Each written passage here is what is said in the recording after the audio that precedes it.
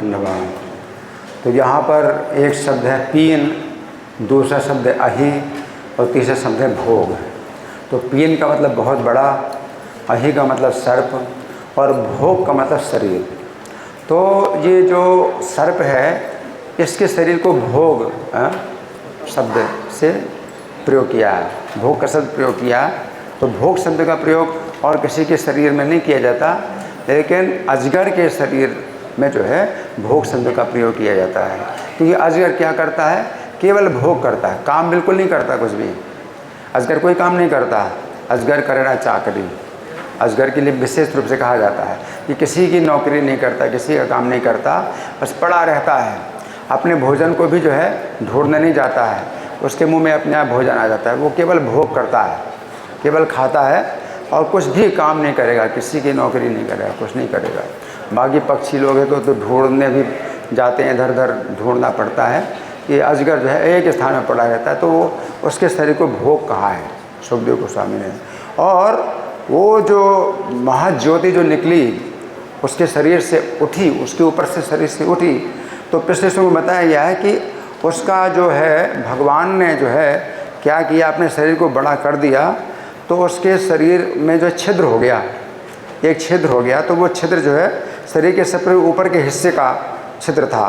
तो बड़े बड़े योगी लोग जो है अपने प्राणों को जब बाहर निकालते हैं तो मूर्धन्य आधाय आत्मना प्राणाम, तो इस ब्रह्मरंध्र से प्राण को निकालते हैं। तो अपनी इच्छा के अनुसार फिर वो जो है किसी भी लोक में जा सकते हैं या वैकुंठ में जा सकते हैं।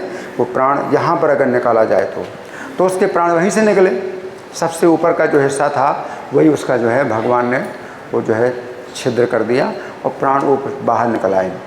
और सबसे बड़ी बात यह है कि भगवान उसके शरीर में जब प्रविष्ट हुए तो उसका जो प्राण निकला, उसका जो है उसका जो आत्मा निकला, तो उसमें कितना तेज आ गया, कितना तेज आ गया कि दसों दिशाओं को जो है वो प्रकाशित कर रहा था। तो भगवान चूँकि शरीर में प्रवेश कर गए, उसके शरीर में प्रवेश कर गए, इस कारण से उसकी जो आत्मा है वो इतनी ज़्यादा तेजस्वी हो गई कि देवता लोग देख रहे हैं। मिसताम देवोकसाम, स्वर्ग के जो देवता हैं वो लोग भी देख रहे हैं, बड़े चकित हो रहे हैं कि ये तो अघासुर, ये तो मतलब पाप की मूर्ति, एकदम पाप ही पाप। लेकिन इसका जो शरीर है, इसका जो आत्मा है ये निकला है, कितना जो है ये तेजस्वी है, कितना इसमें तेज़ निकल रहा है कि वो जो है ये निकला। और फिर जब भगवान जब बाहर निकले तो भगवान के शरीर में वो प्रवेश कर गया। तो देवता लोग जो है बड़े चकित हो रहे हैं कि हम लोगों को जो गति नहीं प्राप्त हो सकती है, हम लोग तो सोच भी नहीं सकते हैं, इस असुर को जो है भगवान ने वो गति दी, वो गति प्रदान कर दी। अब जीव गोस्वामी इसकी व्याख्या में एक कोई हंसी की बात बताते हैं। हंसी की बात बताते हैं क्या कि अघासुर ने जो है एक गलती कर दी। गलती क्या कर दी कि रसराज प्रभु जो अपने प्रसादम हॉल में जो है हमेशा लिखते हैं, prasadam is not different from Krishna, prasadam is not different from Krishna. तो उसने क्या सोचा, कृष्ण के शरीर में और कृष्ण के प्रसाद में कोई अंतर नहीं है, तो कृष्ण का शरीर भी खा लिया। तो ऐसा नहीं है, ऐसी गलती नहीं करो। कृष्ण के शरीर का हम सम्मान करते हैं तो उनकी पूजा करते हैं, और प्रसाद का सम्मान करते हैं खा करके। तो प्रसाद का सम्मान आपको करना है खा करके, और कृष्ण के शरीर का सम्मान करना है पूजा करके। लेकिन उसने कृष्ण के शरीर का सम्मान किया खा करके, तो उसने खा लिया। तो ये जो है उसने गलती कर दी, तो वो जो है मूर्ख बन गया।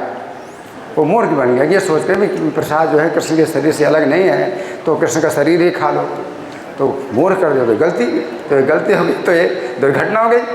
दुर्घटना हो गई तो उसका फूट गया, सिर फूट गया, उसका जो है फिर प्रकाश निकला। लेकिन बहुत बड़ा अंतिम तो लाभ, बहुत बड़ा लाभ हुआ उसको कि भगवान की प्राप्ति हो गई है। तो चाहे कितनी भी गलती कर दे, कृष्ण के संबंध में कोई गलती करता है, बहुत गलती करता है, दंड तो जरूर मिल जाता है, लेकिन अंत में क्या हो जाता है, पूर्ण लाभ प्राप्त होता है।